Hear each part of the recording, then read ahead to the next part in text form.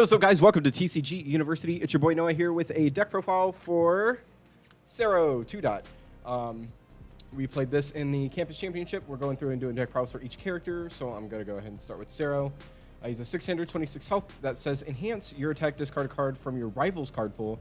This attack gets +3 speed and you draw a card. Enhance twice per turn. I commit a foundation. My opponent commits a foundation. Super sick. We're going to start with the attack lineup. This entire deck is revolving around stuffing cards in the card pool so you can get that 3-speed advantage and you're able to keep drawing and do more attacks or build or defend, whichever one. So we start with 4 copies of Eat My Sticky Balls. What a nuts card. This card just says if it's not blocked, you stuff a card in their card pool. If it is blocked, they put a card in their card pool. That's really the purpose for it. It's one of those good launchers that kickstarts off the attack chain.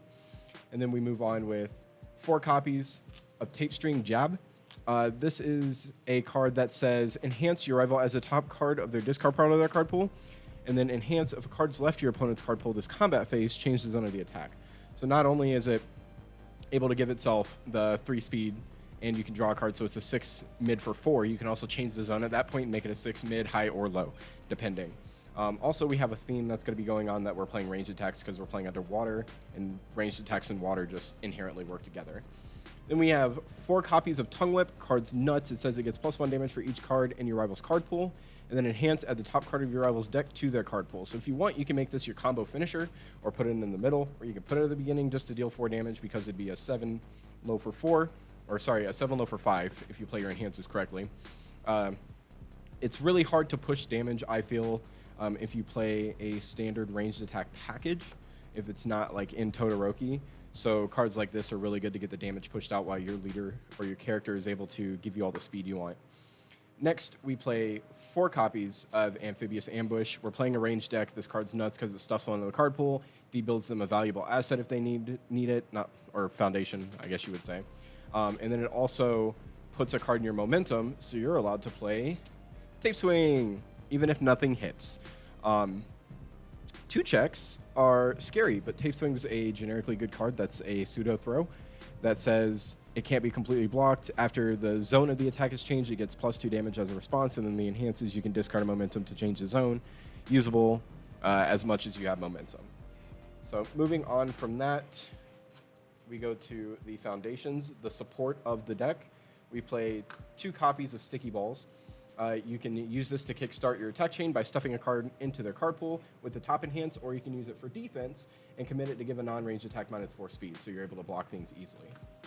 We play 2 copies of Rescue Completed.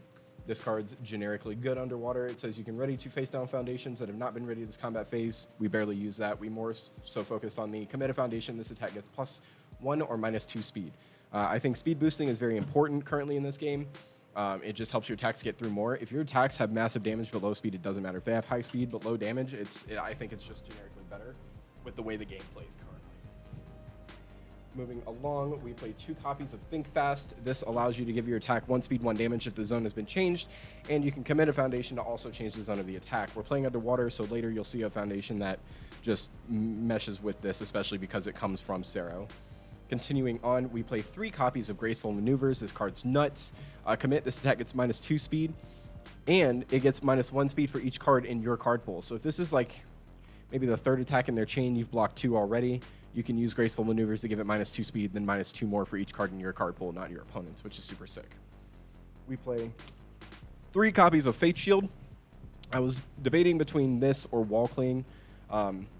I just didn't want to play too many 4-checks when I built this deck, but I think Fate Shield is generically, if not as good, just the same. It's a block instead of flipping a card, but also if you build it, you're allowed to destroy it to give something that's a stun or charge attack -2 damage, which charge and stuns also have their own attack lineups that function together, so it's really nice.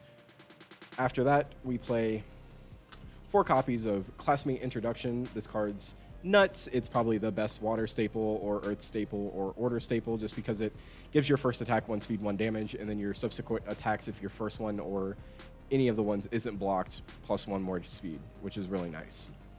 3 copies of First Villain Encounter.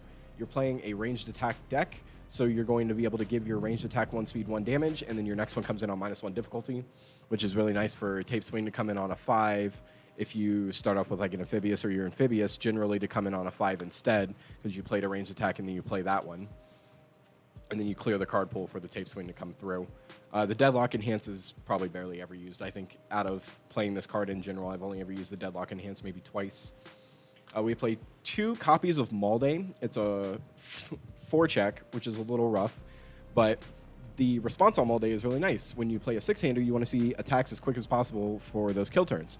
And Malday says if you check an attack, you can just put Malday up into your card pool and you can pick the attack up. So on defense is your best choice to do it. You block as much as you can. If you check an attack, you're able to pick that attack back up for your next turn to go in on your opponent. We play 3 copies of Observant Student. This, the Deadlock Enhance is almost never used, but it is a 1 for 5 with a 1 low block, which is really good. And it also just says you can look at the top card of your deck to see if you want to draw it or check it, so you can make sure how you play your turns out. 3 copies of Tape. Card's generically good just because it says give this mid attack -2 speed by flipping, or change this attack to a mid so it's easier to block by flipping. 3 copies of Ice Gliding, which is also another super solid staple, I would say, in any of its symbols for speed hate. Commit, this attack gets +1 or -2 speed. If it's blocked, it gets +1 or -1 speed on the next attack as well. 4 copies, because 0 diffs are super sick. 4 copies of Surviving the Final, just says -1 speed on an attack once per turn. It's just a spam foundation that is generically good to have. 4 copies of Gotcha. This mixes in with our Think Fast. You commit the Gotcha for any reason. During the enhanced step, you can give an attack +1 or -1 speed. You can also use it with Sero by committing the Gotcha to give your attack +1 speed, and then they commit a foundation, so it's just extra speed and or speed hate. And we play 4 copies of Desperate Times. People like to draw cards a lot in this game, so Desperate Times is really important to lock your opponent's foundations down so they can't progress their turns any further. This is generally the deck. It did really bad in the match, but I've played this deck at locals and it did pretty well. I'd say the issue is it just doesn't push damage fast enough, and sometimes it's really hard to see the attacks. But other than that, Sero 2. Or the set 2 Sero is really solid, and I do like the flavor he brings to the game with the ability to card pull clog. Thanks for watching. As usual, James would say, stay alert.